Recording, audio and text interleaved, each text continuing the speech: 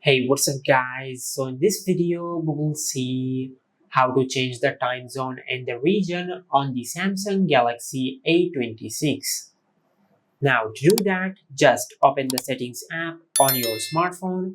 Now from here, just scroll down and tap on General Management.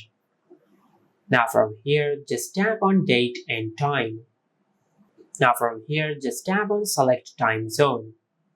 Now from here, if you tap on region, you can change the region on your smartphone. Now from here, just select your region, just like that.